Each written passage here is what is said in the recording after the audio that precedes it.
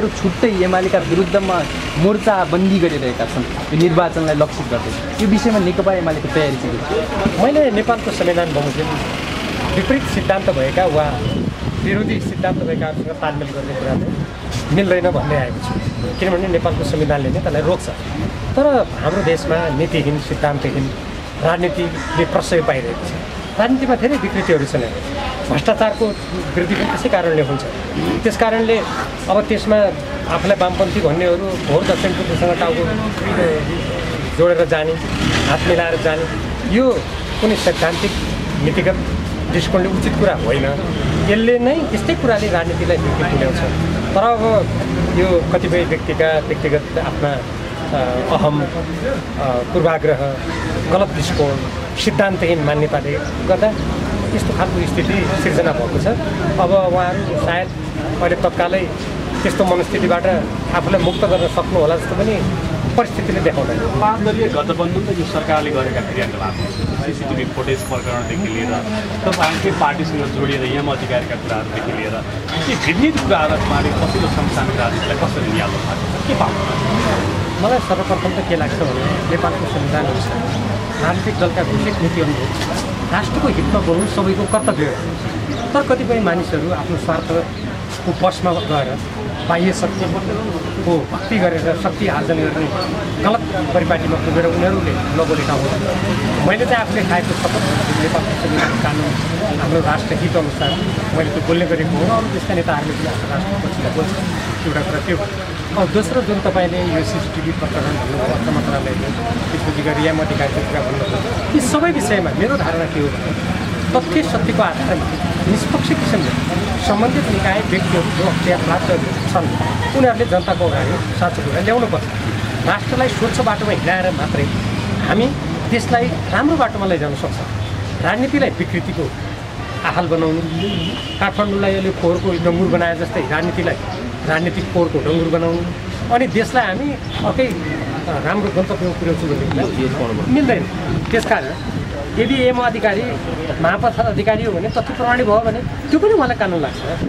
त्यसै गरेर अर्थ मन्त्रालयको बारेमा जुन अनाधिकृत व्यक्तिलाई प्रवेश गराएर बजेटमा पर्का दरहरूका रहित किसिमले जनतालाई विश्वस्त हुने किसिमले काम गरेर गर्दाखेरि त हाम्रो राज्य बलियो हुन्छ। व्यक्ति त आउँछ जान्छ, हेर्नुहोस् पदमा कोही सधैँ रहँदैन।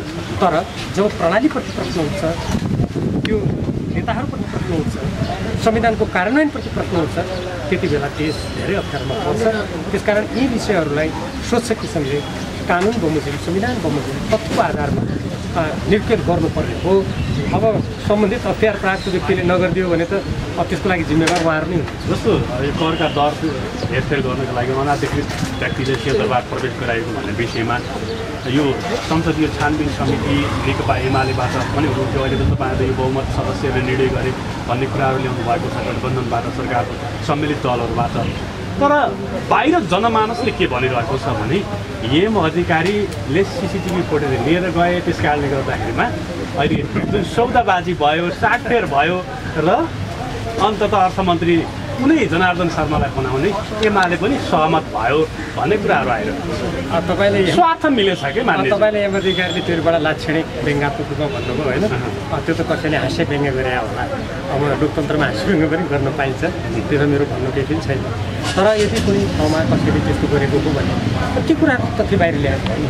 अब त्यसबाहेक त अरू त्यहाँ छानबिन गर्दा के कस्तो हो के भयो, जो साथीहरू त्यो छानबिन समितिमा हुनुहुन्थ्यो उहाँहरूलाई पनि सोध्नुभयो बढी तथ्यको नजिक तपाईँहरू पुग्न सक्नुहुन्छ। म त समितिमा छैन, मैले पनि यहाँ जस्तै बाहिर संसार माध्यममा आएको कुरा हेर्ने हो। तर एउटा कुरामा म त्यो कुरामा स्पष्ट छु भने तथ्यको आधारमा कुनै कुरा स्थापित भयो भने कानुन बमोजिम जसले जे कुरा सामना गर्नुपर्ने त्यो त गर्नु। एउटा स्पष्ट सङ्केत र एउटा स्पष्ट प्रमाण जस्तो के देखियो भने केही समय पहिला अर्थमन्त्रीको विषय र अनाधिकृत व्यक्ति प्रवेश गराएको विषयलाई लिएर नेकपा एमालेका सङ्गठित कार्यकर्ताहरू आन्दोलनमा थिए। एम अधिकारीको विषयलाई लिएर महाप्रसाद अधिकारी नै एम अधिकारी हुन् भनेर सत्ता गठबन्धनका कार्यकर्ता पनि आन्दोलनमा थिए। यी दुवै कार्यकर्ता अहिले मत्थर छन्। यसले स्पष्ट सङ्केत गरेन र मान्नेछु। त्यो त आन्दोलन गर्ने जो नेताहरू थिए नि, जो आन्दोलन गरे जो मत्थर भयो उहाँहरूलाई सोध्नुभयो भने त्यसको अन्तर्य थाहा हो। त्यो मलाई जानकारी छैन। मैले त समिति बन्यो, त्यसले के ल्यायो त्यो प्रतिवेदन हेर्ने भए, तथ्यहरू बाहिर के आएका छन् भने त त्यो हेर्ने हो। अब त्यो त यो जसले त्यो गर्यो नि तपाईँले जसलाई सङ्केत गर्नुभयो एकचोटि उहाँहरूसँग सोध्नु राम्रो हो। जस्तो अब तपाईँ हिजो नेकपा एमाले अथवा नेकपा सरकारमा हुँदा पनि तपाईँ प्रतिपक्षको भूमिका निर्वाह गर्नु, पार्टीभित्रको ठुलो प्रतिपक्ष तपाईँ एक्लै हुनुहुन्छ र पार्टी प्रतिपक्षमा पुगिसके पछाडि पनि प्रतिपक्ष तपाईँ बन्नु। यसका विभिन्न कारणहरू छन्। जस्तो एमसिसीका कुराहरूमा नेकपा एमाले मौन बसिरहँदा तपाईँले एक्लै सडकको तताएर सडकदेखि लिएर सदनसम्म तपाईँले आवाज उठाइरहनु भएको थियो, मिडियाहरूमा आवाज उठाइरहनु भएको थियो। नागरिकता विधेयकका सवालमा पनि तपाईँले उत्तिकै आवाज उठाउनु भयो, चाहे त्यो एसपिका सवालमा होस् तपाईँको आवाज उत्तिकै बुलन्द भइरहेको छ। अब तपाईँ अहिले भर्खर रिपोर्टर्स क्लबको कार्यक्रममा तपाईँले के भन्नुभयो भने नेकपा एमालेलाई भोट दिने कुरामा तपाईँले आम जनमानसलाई एउटा जागृत गराउने प्रयास गर्नुभयो। तर सधैँ प्रतिपक्ष रहेको नेताले मलाई भोट दिनुहोस् भन्ने कि नेकपा एमालेलाई भोट दिनुहोस् भन्ने? नेकपा एमाले अब भोट माग्ने, तपाईँले नेकपा एमालेलाई भोट माग्ने एउटा नैतिक आधार छैन भनेर पनि भन्छन् नि। यो तपाईँले जुन प्रतिपक्ष जति राष्ट्रवादी तपाईँ हुनुहुन्छ नेकपा एमाले त्यति राष्ट्रवादमा उत्रिन सकेन र तपाईँले जुन प्रतिपक्ष हुनुहुन्छ मैले धेरैचोटि पत्रकार साथीहरूलाई के भनिसकेको यो साथीहरूले यो संविधान नेपालको राष्ट्रिय हित र राजनीतिक दल म जोसँग सम्बद्ध छु त्यसको घोषित नीतिको यो प्रतिरक्षक भन्नुपर्नेमा यो जिब्रो चिप्लिएर प्रतिपक्ष भनेको होला भनेर मैले पटक पटक भनिसकेँ। किनभने नेपालको संविधान कानुन हाम्रो राष्ट्रको हितको रक्षा गर्नु हामीसँग। अब मैले त्यसो गर्दा साथीहरूले प्रतिपक्षले भूमिका खेल्नु हो तपाईँले भन्यो भने मलाई आपत्ति छैन, किनभने लोकतन्त्रमा मान्छेले आफ्नो विश्वास भन्न पर्छ, एउटा कुरा त्यो। र मैले त्यसैले अघि नै पनि भने जे कुराको शपथ खाएको छु नि मैले एउटा देशको लागि जनताप्रति इमान्दार हुने, कसैको डर नमानेर देश जनताको हितमा काम गर्ने भन्ने अनुसार नै मैले गरेको हो। अहिले पनि गरेको मैले त्यही नै हो। जहाँसम्म मत माग्ने कुरा छ मैले भनेको के छु भने जसले खुलेआम बुझिने गरी यो राष्ट्रको बेहित गरेका छन्, जसले विदेशीको अगाडि घुँडा टेकेर यो राष्ट्रलाई को स्वाभिमान झुकाएका छन्, त्यस्तो मान्छेलाई जिताएर त नेपाली जनताले के गर्छ? त्यो कुरालाई ध्यानमा राखेर हामीले जनताले मतदान गर्नु राम्रो हुन्छ मैले भनेको छु।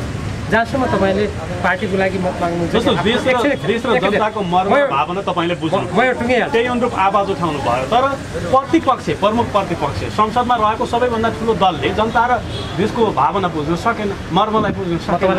तपाईँले एमालेलाई भोट माग्नु, म तपाईँलाई एउटा कुरा भन्छु, कसले भोट माग्ने नमाग्ने भन्ने ठाउँमा त मैले प्रवेशै गरेको छैन। किनभने आफूलाई बात त्यस्तो म व्यक्तिवादी कहाँ हुँ?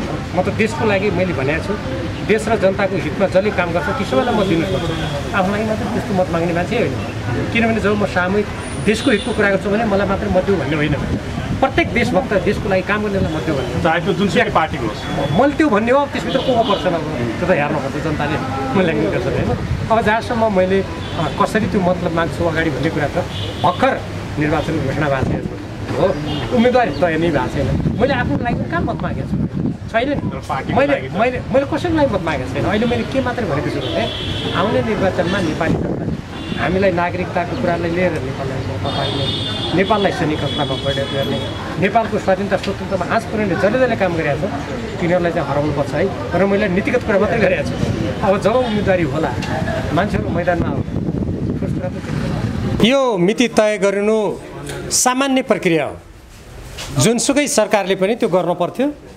यो सरकारको कर्तव्य हो। यो कुनै अस्वाभाविक एकदमै ठुलो त्यस्तो विषय होइन। यो एउटा प्रक्रियागत कुरामा नियमित रूपमा सरकारले वहन गर्नुपर्ने दायित्व हो। यद्यपि हाम्रो देशको सन्दर्भमा आम निर्वाचन निष्पक्ष, स्वतन्त्र र भयरहित वातावरणमा सम्पन्न हुने नहुने कुराले हाम्रो लोकतन्त्र, नेपाली जनताको अधिकारको समुचित सदुपयोग गर्ने कुरालाई प्रभावित गर्छ। हामीले कतिपय निर्वाचनका सन्दर्भमा धाँधली भएका घटनाहरू देखेका छौँ, अशान्ति भएको देखेका छौँ। मतदाताहरूले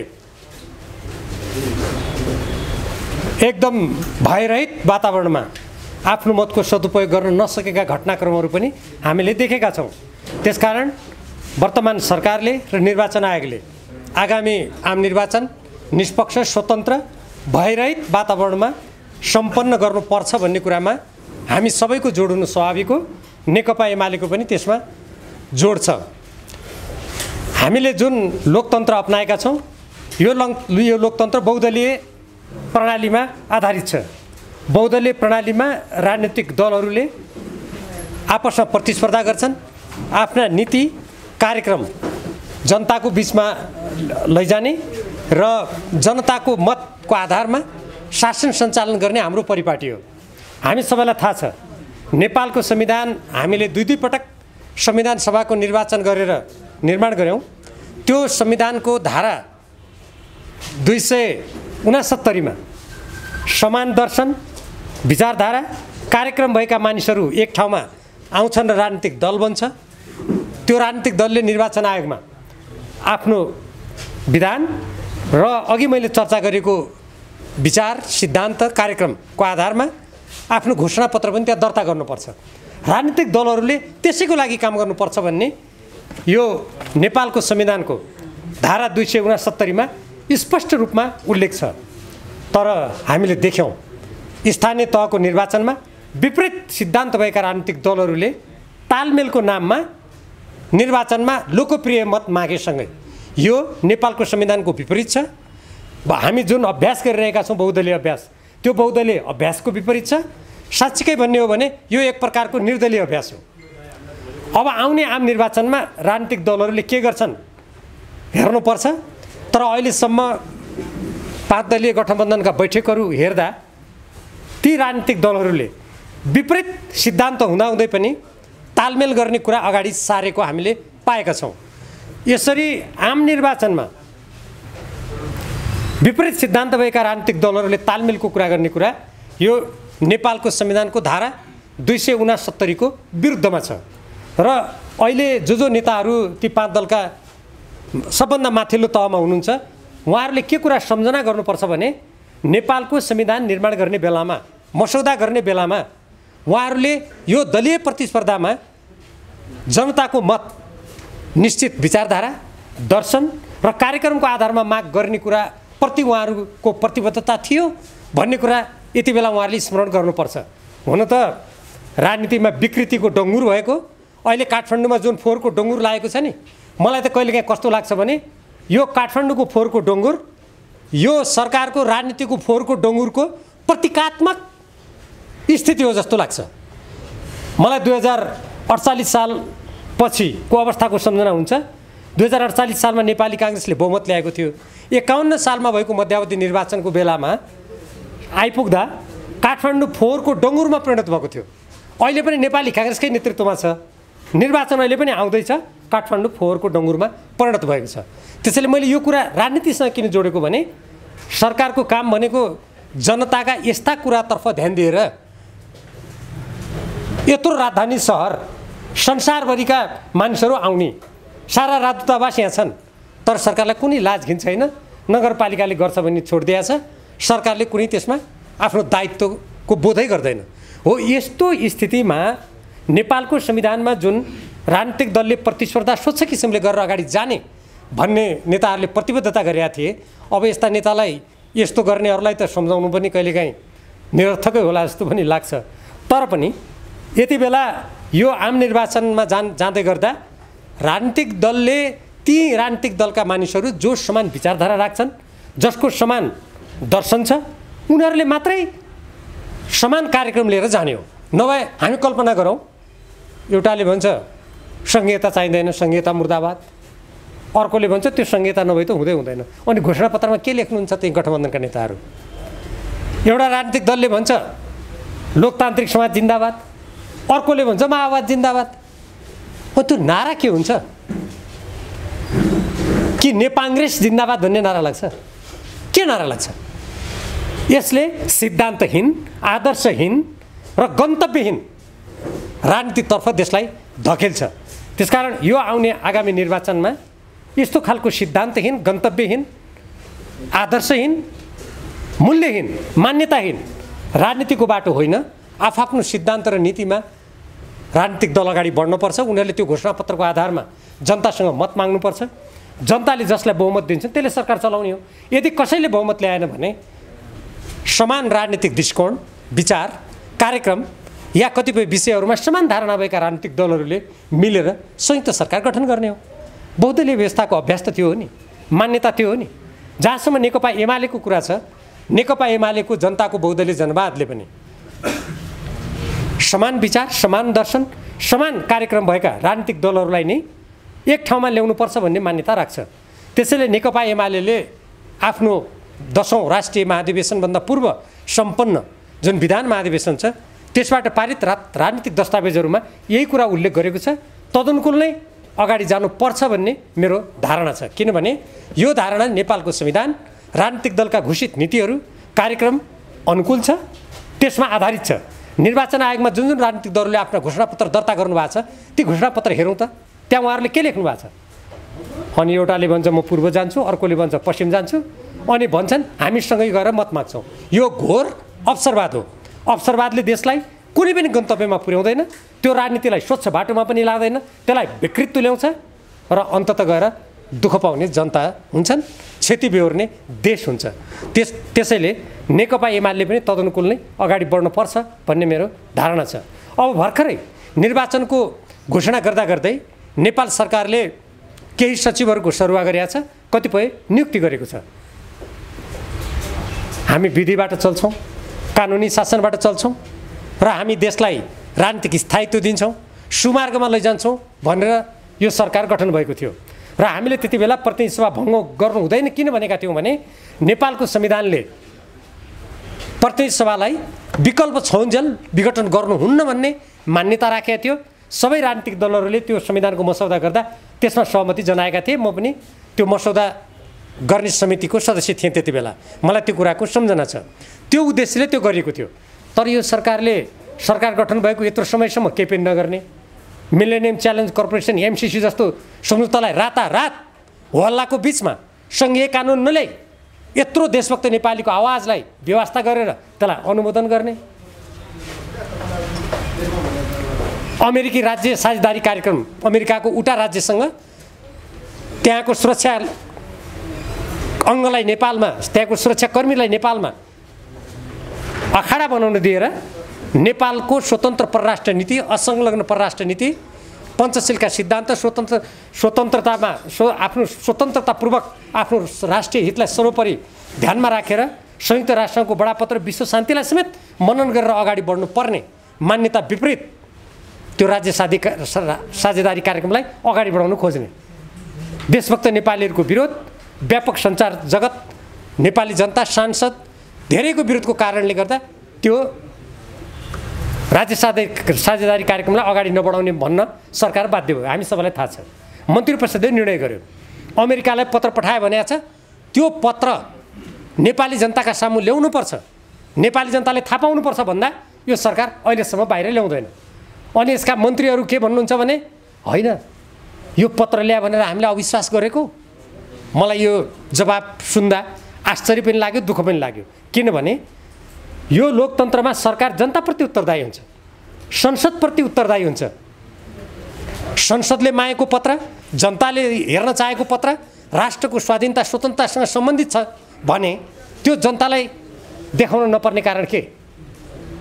त्यो पत्र विदेशीले हेर्न हुने, विदेशी दूतावासका कर्मचारीले पढ्न हुने, अनि हामी यो देशका नेपाली जनताबाट निर्वाचित सांसदहरूले हेर्न नहुने, अन्तर्राष्ट्रिय सम्बन्ध समितिले हेर्न नहुने, राज्यका नीति निर्देशक सिद्धान्त अनुगमन सम्बन्धी समितिले हेर्न नहुने, नेपाली जनताले हेर्न नहुने यो तर्क सरकारको विदेशी भक्ति गरेर शक्ति आर्जन गरेर आफ्नो स्वार्थ पूर्ति गर्ने दृष्टिकोण बाहेक यो केही पनि होइन। एकातर्फ यस्तो गर्ने, अर्कोतर्फ म अघि प्रसङ्ग ल्याउँदै थिएँ, निर्वाचनको मुखमा आएर अर्थ सचिव सरुवा गर्ने, अर्थ मन्त्रालयमा यत्रो ठुलो विवाद भयो, तत्सम्बन्धमा नेपाली जनतालाई चित्त बुझाउने गरी सम्पूर्ण अनुसन्धान गरेर त्यो कुरा ल्याउनुको सट्टा त्यहाँको अर्थ सचिवलाई नै सरुवा गरिदिने। अब अहिले आएर सल्लाहकारको ताती नियुक्त गर्ने। मलाई त्यो कस्तो लाग्छ भने जसरी यस बिचमा माथिल्लो कर्णालीको त्यो सम्झौतालाई मिचेर 2 वर्ष म्याद बढाइयो, जिएमआर कम्पनीसँग क्षतिपूर्ति लिनुपर्नेमा त्यो कम्पनीको अगाडि घुँडा टेकेर त्यसको 2 वर्ष आफै माथिल्लो कर्णाली जलविद्युत विकास आयोजनाको प्रावधान कुल्चेर सरकारले काम गर्यो। भारतले आफ्नो राष्ट्रिय हितमा जलविद्युत आयोजना सम्बन्धी, ऊर्जा सम्बन्धी दूरदृष्टि ल्याए, आँखा चिम्लेर प्रधानमन्त्री शेरबहादुर देउवाले भारतमा गएर त्यसलाई स्वीकार गरेर आउनु हो। लिम्पियाधुरा लिपुले कालापानीमा हाम्रो सिमाना मिचिएको छ, तत्सम्बन्धमा चुक्क पनि बोल्नुहुन्न। यो गठबन्धनका नेता पुष्पकमल दाहालजी दिल्ली जानुहुन्छ, प्रधानमन्त्री पत्नीसँग वार्ता गर्यो भनेर आउँछ र त्यहाँको भारतीय जनता पार्टीको विदेश विभागको प्रमुखसँग प्रधानमन्त्री पत्नी मानौँ कि उहाँ त्यहाँको थाई राजदूत जस्तो उहाँले त्यहाँ वार्ता गर्यो भन्ने कुरा आउँछ। तर हाम्रो राष्ट्रिय हितसँग सम्बन्धित कुराहरूमा सरकार केही पनि बोल्दैन। अहिले हामीले देखिरहेछौँ हिन्द प्रशान्त क्षेत्रमा शक्ति राष्ट्रहरूको निकै प्रतिस्पर्धा भइरहेछ। ताइवानमा अमेरिकी संसदका सभामुखको भ्रमणपछि त्यहाँ तनाव उत्पन्न भएको छ। नेपालले आजसम्म आफ्नो असंलग्न परराष्ट्र नीति अनुरूप र संयुक्त राष्ट्रसङ्घमा त्यहाँको महासभामा पारित प्रतिवेदन अनुसार एकचिन नीति अपनाउँदै आएको छ। त्यहाँ त्यत्रो घटना घटेको छ, सरकार केही पनि बोल्दैन। किनभने नेपालको स्वतन्त्र असंलग्न परराष्ट्र नीति अनुरूप अगाडि बढ्ने, शक्ति राष्ट्रहरूको कुनै पनि द्वन्द्वमा नेपाललाई जान नदिने त्यो दृढता यो सरकारमा छैन। तर यो सरकार के गर्छ यति बेला? अब चुनावको घोषणा गर्ने दिन सल्लाहकारको लर्को लगाउँछ र नियुक्त गर्छ। यसले के देखाउँछ भने सरकार जनता देशप्रति संवेदनशील छैन र यसले जसरी पनि यसका यो गठबन्धनका नेताहरू स्वयं प्रधानमन्त्री आउने निर्वाचनमा जसरी पनि निर्वाचन जित्ने, फेरि पदमा जाने, फेरि जसरी व्यापक रूपमा हाम्रो देशका साधन स्रोतहरूको राष्ट्रहित विपरीत दोहन गरिएको छ, विदेशीको गाडी घुँडा टेकेर कतिपय अवस्थामा लम्पसार परेर हाम्रो स्वाभिमानलाई झुकाइएको छ, त्यही बाटोमा हिँड्ने अहिलेका यी गतिविधिले त्यो नै देखाउँछ। यही प्रसङ्गमा एउटा साह्रै महत्त्वपूर्ण कुरा हामी नेपाली जनतालाई म तपाईँ पत्रकार साथीहरू मार्फत जानकारी गराउन चाहन्छु। यो संविधान निर्माण गर्दा संविधानको धारा 10 देखि 15 सम्म नागरिकताको सम्बन्धी व्यवस्था गरियो। त्यो व्यवस्था गर्दा संविधानको धारा 11 को यो उपधारा 6 मा विदेशी महिलाले नेपाली पुरुषसँग बिहा गरेको अवस्थामा सङ्घीय कानुन बमोजिम गर्ने भन्ने जुन हामीले प्रावधान राखेका थियौँ, त्यति बेला अहिलेका शीर्ष स्थानमा रहनुभएका सबै राजनीतिक दलका नेताहरूले 5 वर्षदेखि 7 वर्षसम्म ती महिलाहरूले नेपालमा नागरिकता लिनुभन्दा अगाडि निरन्तर बसोबास गरेको हुनुपर्ने कुरा हामी पछि कानुन ल्याउँदा राख्छौँ भनेर उहाँहरूले त्यति बेला भन्नुभएको थियो। अहिले उहाँहरू त्यसमा बोल्नुहुन्न। राज्य व्यवस्था समितिले यो प्रतिवेदन त्यो बेला नेपाल कम्युनिस्ट पार्टी अन्तर्गत रहनुभएका अहिले नेकपा एमाले र नेकपा माओवादी केन्द्रमा रहनुभएका सांसदहरूले एक मतले यो पारित गरेर पठाएको प्रतिवेदन हो। यो प्रतिवेदनमा नेपाली पुरुषसँग बिहा गरेर आउने विदेशी महिलाले 7 वर्ष निरन्तर नेपालमा बस्नुपर्छ भन्ने प्रावधान राखिएको छ।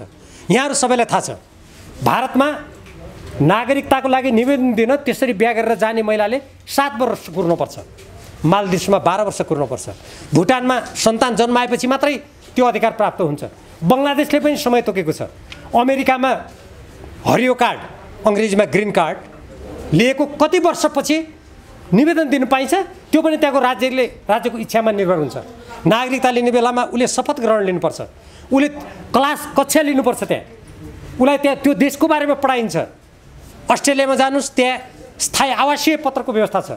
तर हाम्रो देशमा जब हामी नेपालमा जन्मेका नेपालका आमा बाबु नागरिकबाट जन्मेका व्यक्तिहरूले पनि नागरिकता लिन कति वर्ष कुर्नुपर्छ? 16 वर्ष कुर्नुपर्छ। अनि विदेशी नागरिकले बिहा गरेर आउँदैमा तुरुन्तै नागरिकता दिनुपर्ने यो जनसङ्ख्याको राजनीतिबाट नेपालको अस्तित्वलाई समाप्त गर्ने चक्रव्यूहको एउटा हिस्सा हो। अब यो सम्बन्धमा कतिपय मानिसहरूले होइन यो खास गरी भारतलाई ध्यानमा राखेर गरिएको हो, भारतबाट आउनेलाई कुनै नागरिकता नदिने, कुनै अधिकारै नदिने, उनीहरूलाई चाहिँ शिक्षा कुनै क्षेत्रमा अगाडि जानै नदिने गरेको हो, यो अन्धराष्ट्रवाद हो भनेर चिच्याएको म सुन्छु। यो कुनै भारतबाट आउनेको हकमा मात्र होइन। अहिले हाम्रो नेपालीहरू यत्रो लाखौँको सङ्ख्यामा विभिन्न देशमा रोजगारीको लागि जानुभएको छ। ती देशबाट कुनै पनि महिला बिहा गरेर आउँदैनन् र हाम्रो देशमा। यो कुनै भारतको कुरा मात्र होइन नि, कुनै पनि विदेशी महिलाको हकमा हो। यसमा म पत्रकार साथीहरू मार्फत एउटा साह्रै महत्त्वपूर्ण कुरा जुन कुप्रचार गरिएको छ तत्सम्बन्धमा एउटा तथ्य कुरा नेपाली जनताको सामु राख्न चाहन्छु। र विशेष गरी जहाँ हाम्रो सीमावर्ती क्षेत्रमा सीमा पारीबाट विदेशी महिलाहरूसँग बिहा गर्ने प्रचलन छ त्यहाँका जनसमुदायमा जुन भ्रम सिर्जना गरिएको छ, यो कालो र गोरो रङ्गको कुरा हो भनेर नेपाली जनतालाई विभाजित गर्ने, नेपाललाई विभाजन गर्ने षड्यन्त्रपूर्ण भाषण गरिएको छ, त्यो कुरा कति झुट रहेछ भन्ने कुरा यो राज्य व्यवस्था समितिको प्रतिवेदनको म केही अंश पढेर सुनाउन चाहन्छु। यो मूल ऐनको दफा 5 मा संशोधन गरेर यो अगाडि ल्याएको हो। यसमा के भनेको छ भने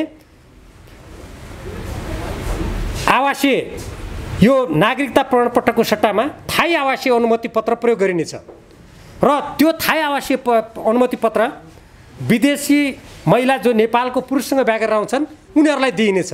त्यसरी प्राप्त गर्नेले यी अधिकार पाउँछन्: चलअचल सम्पत्ति आर्जन गर्न, भोग गर्न, बेचबिखन गर्न, व्यावसायिक लाभ प्राप्त गर्न र सम्पत्तिको अन्य कारोबार गर्न, पेसा गर्न, उद्योग व्यापार तथा व्यवसायको स्थापना र सञ्चालन गर्न, जन्म मृत्यु विवाह सम्बन्ध विच्छेद बसाइसराई जस्ता व्यक्तिगत घटना दर्ता गर्न, सेवाग्राहीको हैसियतले कानुन बमोजिमका निकायबाट प्राप्त गर्ने सुविधा छुट जस्ता सेवा उपयोग गर्न, कुनै पनि शैक्षिक संस्थामा अध्ययन गर्न, प्रमाण प्राप्त गर्न र अन्य आर्थिक सामाजिक तथा सांस्कृतिक अधिकार प्राप्त गर्न, राष्ट्रिय परिचय पत्र प्राप्त गर्न। म यहीँबाट सोध्न चाहन्छु, पत्रकार साथीहरूले पनि यसलाई ठुल्ठुलो अक्षरमा बाहिर ल्याइदिनु होला भन्ने मेरो विशेष आग्रह छ। अनि यो अधिकार दिएको हो कि होइन? अरू देशमा यति अधिकार पनि हुँदैन। त्यो थाई आवासीय पत्रमा काम गर्ने अधिकार मात्रै हुन्छ कतिपय देशमा। अनि हामीले कसरी नेपालको कानुनमा नागरिक विहीन बनाएर राख्न खोज्यौँ? कतिपय मान्छेले भन्छन् भारतमा त त्यो रासन कार्ड दिइन्छ नि, त्यो रासन कार्ड भने नागरिकता सर हो। यो जनतालाई सरासर भ्रमित गर्ने कुचेष्टा मात्रै हो। म अछाम जिल्लाबाट जनप्रतिनिधित्व गर्छु। त्यो क्षेत्रका धेरै जस्तो मानिसहरू मुम्बई भारत जाने प्रचलन छ। त्यहाँ 30औं वर्ष 40औं वर्ष बसेर रासन कार्ड अर्थात् खाद्यान्न किन्नको लागि, त्यो सस्तो खाद्यान्नको लागि एउटा परिचय पत्र हो त्यो पाएका मानिसहरूले कहिल्यै नागरिकता पाएका छैनन्। भारत सरकारले आसाममा भएका 40 लाख व्यक्तिहरूलाई नागरिकता दिनुपर्छ भनेर त्यहाँ आन्दोलन हुँदा हामी दिन्नु भन्ने सोचे। किनभने नागरिकता भने त देशको स्वाधीनतासँग गाँसेको छ नि, देशको भविष्य एउटा अस्तित्वसँग गाँसेको विषय हो। यो कुनै यत्तिकै विदेशी आए बाँडिदिउँ भन्ने हो र? कोही मान्छे भन्छन् होइन हाम्रो देश त गरिब छ, किन आउँछन् को? यहाँ नागरिकता खुला गरिदियो भइगयो नि, विकसित देशका मान्छे यहाँ किन आउँछन्? यदि त्यो तर्क हो भने त अनि टाउको किन दुखाएको त? हामी हाम्रो देशको नागरिकता कडा गर्छौँ, हाम्रो त आर्थिक स्थिति कमजोर छ, कोही नआउने रहेछन् नि त। अनि हामी कडा बनाउँछौँ भन्दा किन विरोध गरेका त? त्यसो भए यो के हो भने नेपालीहरूलाई नेपालमा अल्पमतमा पार्ने, हाम्रो देशको स्वाधीनतामा आँच पुर्याउने षड्यन्त्रको कुप्रचार मात्रै हो। यस्तो कुरामा यो गठबन्धन सरकार संवेदनहीन भयो। उसले यो राज्य व्यवस्था समितिको 22 महिना 2 वर्ष लगाएर अध्ययन गरेर पठाएको प्रतिवेदनलाई उसले अगाडि बढाएन। उसले त्यहाँ हतारमा प्रतिनिधि सभाबाट राति 8:30 बजे यो नागरिकता सम्बन्धी विधेयक पारित गर्यो। यो मैले अहिले किन राखेको हो भने यो निर्वाचनसँग पनि गाँसिन्छ। किनभने नागरिकहरूले मतदान गर्ने हो। जब विदेशी नागरिकको बाहुल्यता हुन्छ त्यति बेला कतिपय देशले आफ्नो स्वतन्त्रता गुमाएका कुरा हामीले त देखेकै छौँ नि। एकातर्फ नेपाललाई सैनिक अखाडा बनाउनुको लागि षड्यन्त्र गर्ने, अर्कोतर्फ नागरिकतालाई खुकुलो बनाएर विदेशीहरूलाई भित्र्याउने यदि कुनै काम गर्छ भने त्यो सरकार जनता देशप्रति उत्तरदायी हो, त्यसले यो देशको कल्याण गर्छ भनेर कसैले पनि भन्न सक्दैन। त्यसकारण अब आउने निर्वाचनमा नेपाली जनताले यी सम्पूर्ण कुरालाई ध्यानमा राखेर हामीले जुन यत्रो ठुलो त्याग बलिदानबाट यो लोकतन्त्र ल्यायौँ, गणतन्त्र ल्यायौँ। यो लोकतन्त्र गणतन्त्र भनेको हामीले हाम्रो देशको स्वाधीनता गुमाउनुको लागि ल्याएको होइन। हामीले पराधीन हुनुको लागि, कसैको सैनिक अखाडा बन्नुको लागि, कुनै शक्ति राष्ट्रको पिछलग्गु भएर नेपाली जनताको स्वाभिमान गुमाउनुको लागि यो परिवर्तन ल्याएको हो र? होइन नि। हामीले त असमान सन्धि समझौतालाई समाप्त गर्ने, हाम्रो स्वाभिमानलाई बलियो बनाउने, हाम्रो राष्ट्रलाई आर्थिक रूपमा समृद्ध बनाउने आज लाखौँ नेपालीहरू मुगलान पसेर विदेशीको धरतीमा पसिना चुहाइरहेका छन्। त्यो नगर्नुको लागि हामीले ल्याएका हौँ। त्यसैले नेपाली जनताले अवश्य पनि आउने आम निर्वाचनमा यी सबै कुरालाई ध्यानमा राखेर आफ्नो मतको सदुपयोग गर्नुहुनेछ भन्ने मलाई पुरा विश्वास छ। र पत्रकार साथीहरूले यत्रो ठुलो सङ्ख्यामा यी कुराहरूलाई महत्त्वका साथ अगाडि बढाइदिनुहुनेछ भन्ने मैले विश्वास गरेको छु। धन्यवाद। अब यो सरकारले निर्वाचन घोषणा गरेसँगै अब तपाईँहरूको यो विघटन हुन्छ हुँदैन के छ, यो प्रावधानमा के राखेको छ र कहिलेसम्म तपाईँहरू संसदमा गर्नुहुन्छ र त्यसपछि अब सँगसँगै अहिले नागरिकताको विधेयक जसरी राष्ट्र समक्ष गएको छ, अब यसलाई कुन तरिकाबाट यिनीहरूले अनुमोदन गर्दा के छ, त्यसको विषयमा के छ? संसदको खास गरी प्रतिनिधि सभाका सदस्यहरू र प्रदेश सभाका सदस्यहरूको समयावधि यो संविधानले 5 वर्ष भनेर निर्धारण गरेको छ। अब यसलाई कसरी व्याख्या गर्ने भन्ने सम्बन्धमा निर्वाचन आयोगको तर्फबाट मनोनयन दिनसम्म ती व्यक्तिहरूको सदस्यता कायम रहन्छ, मनोनयन गरेपछि समाप्त हुन्छ भनेर उसले व्याख्या गरिसकेका छ। अब जहाँसम्म नागरिकताको कुरा राष्ट्रपति कहाँ प्रमाणीकरणको लागि गएको छ के होला भन्ने कुरा अब त्यो त राष्ट्रपतिको कुरा हो, मैले भन्न मिल्दैन। हाम्रो देशको राष्ट्रपति भनेको संवैधानिक राष्ट्रपति हो। राष्ट्रपतिलाई विधेयकको सम्बन्धमा के अधिकार दिइएको छ भने कानुनबाट संविधानबाट उहाँले कुनै विषयमा यस्तो विधेयक आयो भने त्यसमा संसदलाई पुनर्विचार गर्नुको लागि भन्न सक्ने अधिकार छ र त्यो फिर्ता पठाएर फेरि पुनर्विचार गर्नुको लागि एकचोटि पठाउन सक्ने अधिकार दिएको छ। यदि राष्ट्रपतिले त्यो गर्नुभयो भने संसदले त्यसमा पुनर्विचार गर्छ वा पहिले जे छ त्यही गर्छ, उसको कुरा भयो। फेरि संसदबाट फेरि त्यसलाई पठाइयो भने त्यति बेला राष्ट्रपतिले त्यसलाई मान्नैपर्छ। हाम्रो कानुनी व्यवस्था त्यो छ। अब राष्ट्रपतिले के गर्नुहुन्छ भन्ने कुरा उहाँको कुरा हो। जस्तो यो संसदमा जति बेला नागरिकता विधेयकको विषयमा छलफल चलिरहेको थियो नेकपा एमाले केही रूपमा त्यसलाई प्रतिवाद पनि गर्यो, तर तपाईँले भन्नुभयो रातारात पास गरियो त्यो नागरिकता विधेयक भन्नुभयो। त्यो रातारात पास गर्दै गर्दा नेकपा एमाले पनि त त्यो सदनमै थियो, अनि कसरी रातारात पारित गर्यो? तपाईँहरूले त प्रतिपक्षको परिभाषालाई नै चेन्ज गरिदिनु भयो नि अहिले। हामीले गरेनौँ, यहाँहरूलाई थाहा छ, म जानकारी गराउँ। यो नागरिकता विधेयक सम्बन्धमा जुन यो राजनीतिक प्रतिवेदन थियो यो प्रतिवेदनलाई स्वीकार गरियोस् भनेर हामीले माग गरेका थियौँ। एक दोस्रो, जब जबरजस्ती सरकारले बहुमतको आडमा त्यहाँ यो नागरिकता सम्बन्धी विधेयक ल्यायो गठबन्धन सरकारले, त्यसपछि हामीले यसमा संशोधन हाल्यौँ। नेकपा एमालेका मात्रै 30 जना सांसदहरूले हामीले यसमा संशोधन राखेका थियौँ। 45 जना सांसदहरूले 94 संशोधन राखेका थियौँ।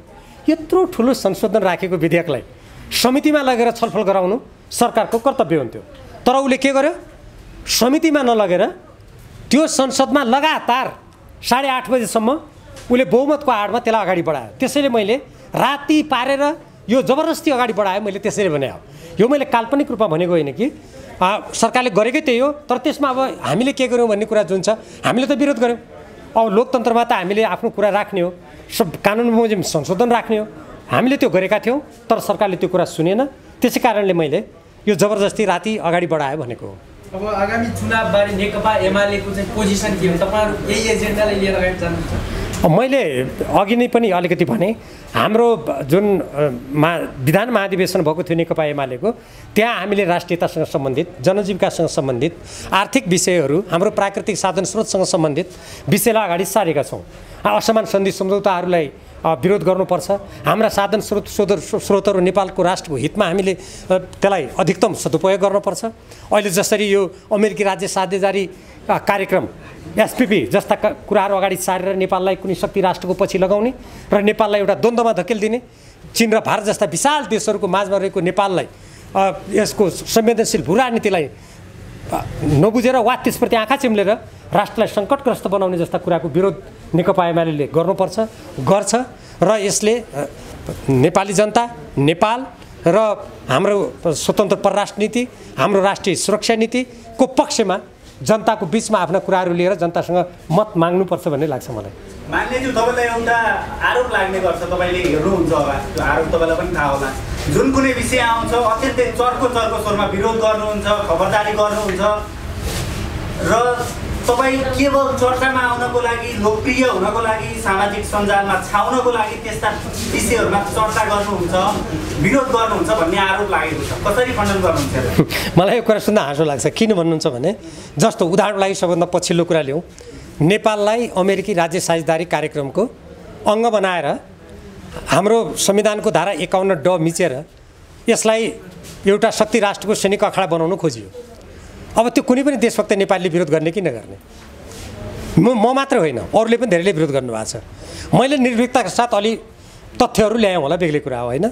त्यस्तै नागरिकता विधेयक सम्बन्धी कुराहरूमा राज्य व्यवस्था समितिले यत्रो 2 वर्ष लगायो, त्यसलाई सरकारले मान्नुपर्छ भन्ने कि नभन्ने?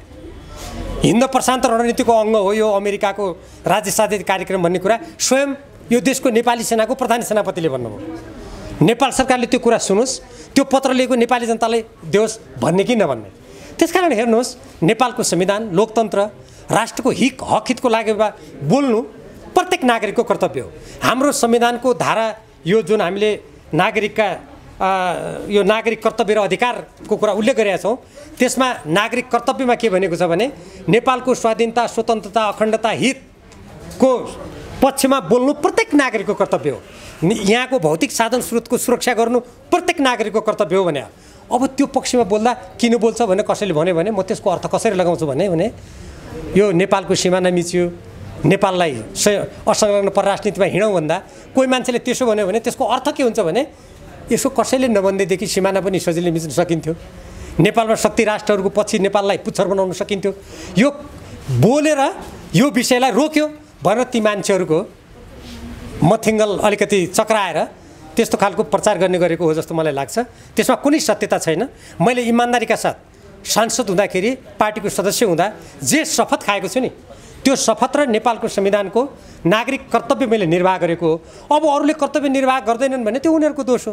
तपाईँ करिब आधा दर्जन पटक मन्त्री बन्नुभयो उपप्रधानमन्त्री बन्नुभयो 51 सालदेखि समय समयमा गरेर सांसद हुनुहुन्छ शीर्षस्थ नेता हुनुहुन्छ देशको आज जुन अवस्था छ जुन हालत छ तपाईँको पनि त भूमिका महत्त्वपूर्ण होला तपाईँलाई आत्मग्लानी छ आज देशको जो अवस्था हुनुमा मैले प्रत्येकचोटि आधा दर्जन त होइन तर म केही पटक भएको हो म भएको हो तर त्यो बेला म कस्तो बेला भएको भने 51 सालको कुरा गर्नुहुन्छ भने 9 महिने कार्यकाल 54-55 को कुरा गर्नुहुन्छ भने चुनावी सरकार गिरिजाप्रसाद कोइराला प्रधानमन्त्री हुनुहुन्थ्यो त्यो बेला जम्मा 5 महिना त्यसपछिको कुरा गर्नुहुन्छ भने शान्ति प्रक्रियाको बेलामा बहुमतको सरकार होइन 7 दल राजनीतिक दलहरूको सरकार थियो सबभन्दा पछिल्लो कालमा केपी ओलीजी प्रधानमन्त्री हुनुभएको बेलामा पनि 5-6 वटा राजनीतिक दलहरू थिए त्यो कुनै एक दलको सरकार र आफ्नो कानुन नियम कार्यक्रम लागू गर्ने बेला थिएन तर पनि मैले त्यति बेला नेपालको कार्यकाल त राम्रै गर्नु त्यति बेला मैले त्यो बेला म गृहमन्त्री हुँदाखेरि यहाँहरूलाई थाहा छ देशको शान्ति प्रक्रियामा माओवादी सेनाका पूर्व लडाकुहरूलाई शान्ति प्रक्रियामा ल्याउने